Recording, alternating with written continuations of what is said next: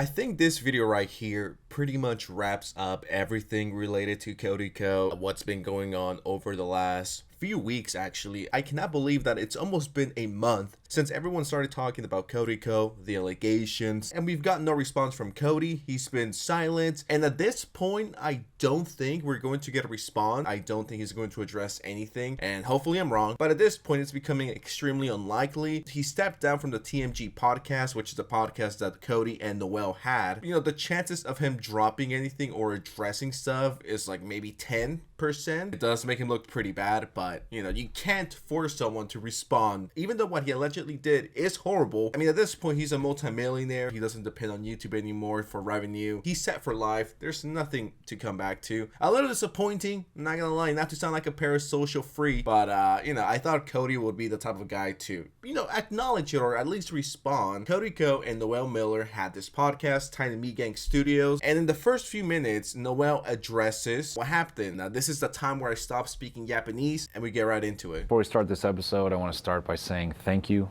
for just how supportive and understanding you all have been, and patient above all.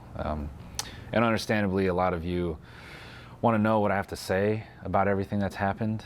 And the reality there is that I'm not in a position to speak about the situation. And at this point, really, the thing I have to focus on is how to move forward. You know, which leads me to say, I want to thank everyone as well that just sent me messages of support, you know, just directly to me.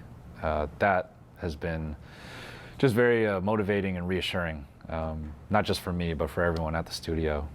That's kind of given us the energy we needed to, you know, take the first step back. I took some time and figured out a new direction for the show and where I want the company to go overall. I can't imagine how difficult something like this must be, to come on camera, talk about it, and try to move on from it, and not let the podcast die. Be the one to address everything, even though you did nothing wrong and it shouldn't be placed on you, because Cody doesn't have the balls to show up or address everything, or at least put a fucking tweet longer, a statement, anything. So Noel, not per se has to take the hit, but be the one to be like, yo, so this is what's going to happen, yada yada yada. Even though he didn't do anything wrong, but it's a podcast, it's a business, there's a team behind it, there's people that need to be paid to put food on their table, so I get why they would want to move forward. Can't imagine how difficult or how stressful these last few weeks have been for them and the company, because I'm sure there was people who were like, are we going to have jobs? Should I start looking for a job? I think he's addressing it as best as you can possibly address. Allegedly, your friend sleeping with a 17-year-old girl as a 25-year-old man in the state where it's 18 plus. Looking at the comment section right now, I'm seeing a lot of people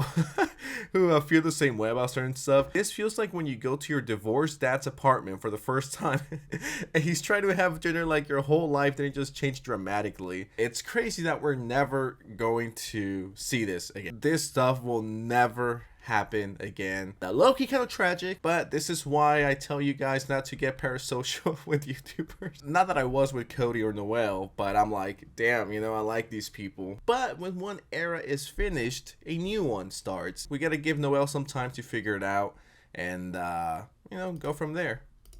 In studio, it's actually kind of a crazy story. We flew to West Virginia, drove through a creek bed, hiked half a mile with the gear to film with the guest, and it turned out to be just a great story overall. We'll be filming out of studio for the next few weeks, and that's just because I want to build a new set, and yeah, that's kind of the plan.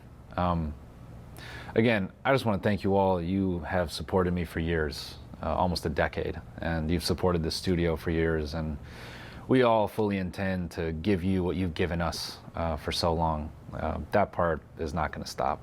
So, yeah, it means the world to me just how much you all have been there for me, and I fully intend to, yeah, just keep at it and keep making things that I hope you love and enjoy. That's how you put out a statement. That's how you address something big. And I'm not even glazing here, guys. I do think that's a good professional way to just clear everything up, to clear any doubt, any questions that people might have. Will the podcast continue? Will it die? What's going to happen? Well, now we know. And I do think he could carry the show. And something that I noticed on the Cody Ko subreddit, I decided to visit it because I was like, what is the core audience thinking? And for the most part, everyone seems supportive of Noel, but there were some, posts that were like, anyone else find the podcast boring? Anyone find it lame? And it's like, it takes time to get the ball rolling. You can't expect his first solo podcast, since everything happened to be, a magnum opus. Like, it's going to take some videos to get the rhythm right, to get stuff right. For most, if not all, of the history of the channel, Noel has had Cody to bounce off his ideas, his jokes, his comments. Now the dynamic has completely shifted. So yeah, the first few episodes are going to be a little rough around the edges. I give it a few episodes before they get everything back on track. I really liked what Noel said right here. And understandably, a lot of you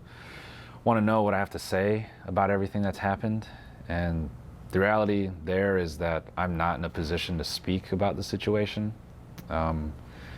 And at this point, really, the thing I have to focus on is how to move forward. Yeah, like, I just hope there's no backlash, or not backlash, but some people in the comment section being like, what do you mean you're not going to talk about it? Because he didn't do anything wrong. As far as we know, he was not involved. Why would he speak out on something that involves two other people, which is Tana and Cody? I think some people wanted Noel to share his thoughts on it or address it, and in my opinion, that's just unwarranted. Like, we don't need to hear his side because he didn't do anything wrong. It could turn into a very complicated situation. And once again, I think the way Noel handled this situation is perfect. As good as you can put out a statement to continue and move forward after a huge controversy. Okay, let's play the devil's advocate for a second. Let's say Noel talked about it. What is he supposed to say? Yeah, what Cody did is disgusting and I disavow it. Cool, but what does that accomplish? Realistically, no one should be blaming Noel. Like, there's not much to say from his end. I think anyone that's pressuring him to talk about it, it's like, bro, you gotta go outside.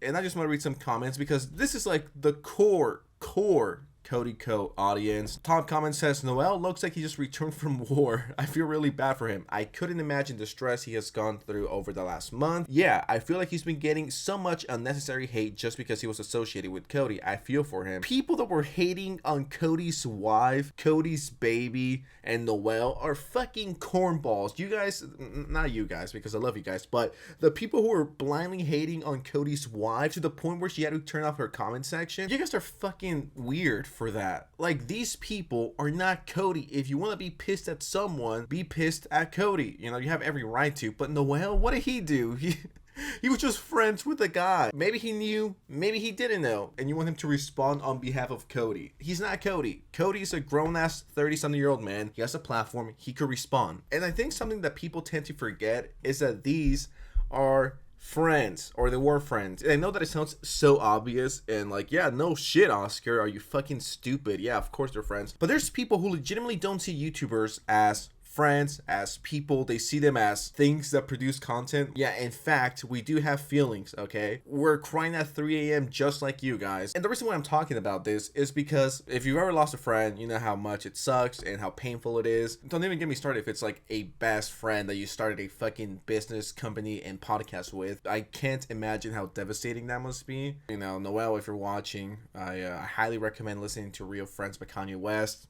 It's got me through the times. Like, putting the business aside, it must be crushing to lose a friend like this. Yeah, Noel's really going through it, and I legitimately wish nothing but the best for him. This person says, I think it's BS that Noel is the one having to make a direct statement while the person that holds responsibility for this mess is just slinking into the background. Yeah, but I do find it ridiculous that Noel was the one that needed to address the situation when it should have been Cody. Unless Cody is working on a video that's going to disprove everything that's taken a month, that could be the case, but I doubt it. So yeah, I just wanted to talk about that for a bit, just wrap up the Cody situation, because at this point I don't think we're going to get a response, and hopefully the podcast continues to thrive. Yeah, with that said, what do you guys think of the situation? Let me know. And before you go, don't forget to like, share, subscribe. Let's hit 1 billion subscribers so we can pass Mr. Beast, and I'll see you next time. All right, peace out.